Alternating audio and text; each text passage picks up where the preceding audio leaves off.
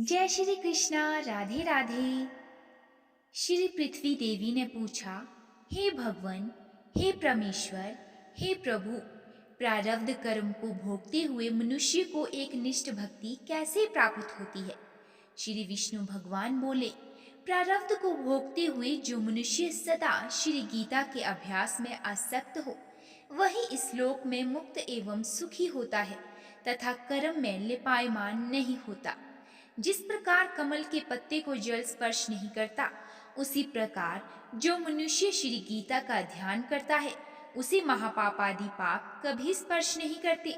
जहाँ श्री गीता की पुस्तक होती है, जहाँ श्री गीता का पाठ होता है, वहाँ प्रयाग आदि सर्व तीर्थ निवास करते हैं। जहाँ श्री गीता प्रभावशील है, वहाँ सर्व देवों, ऋषियों, योगियों, नागों और गोपाल बाल, श्री कृष्ण भी नारद, ध्रुव और सर्व पार्षदों सहित जल्दी ही सहायक होते हैं।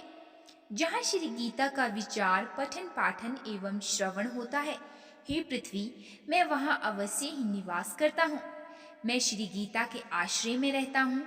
श्री गीता मेरा उत्तम घर है और श्री गीता का ज्ञान का आश्रय करके मैं तीनों लोकों का पालन करता हूँ।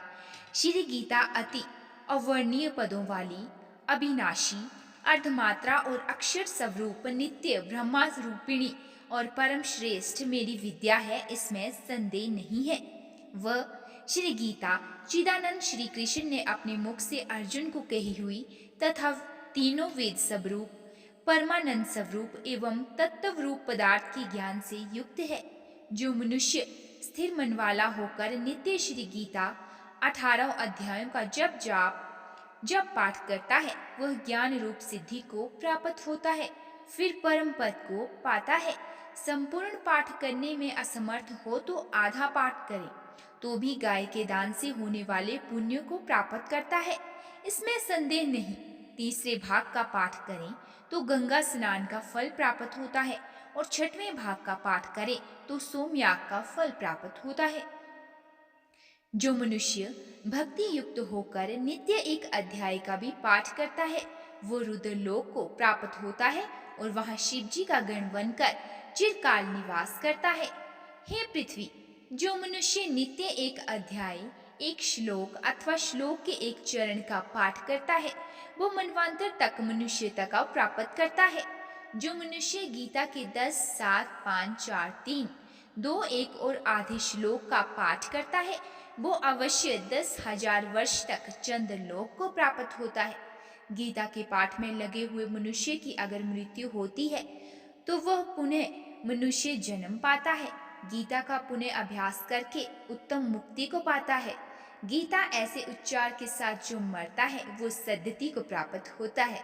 गीता का अर्थ सुनने में तत्पर बना हुआ मनुष्य महापापी हो तो भी वो बैकुंठ को प्राप्त होता है और विष्णु के साथ आनंद करता है। अनेक कर्म करके नित्य श्री गीता के अर्थ का जो विचार करता है, उसे जीवन मुक्त जानो। मनुष्य के बाद वो परम पद को पाता है। गीता का आश्रय करके जनक आदि कई राजा पाप रहित होकर लोक में यशस्वी बने हैं और परम पद को प्राप्त हुए हैं।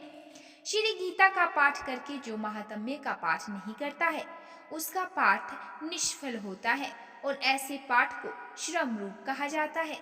इस महात्म्य सहित श्री गीता का जो अभ्यास करता है, वो उसका फल पाता है और दुर्लभ गति को प्राप्त होता है। सूत जी बोले, गीता का यह सनातन महात्म्य मैंने कहा। गीता पाठ के अंत में जो इसका पाठ करता है, वो उपयुक्त फल प्राप्त करता है।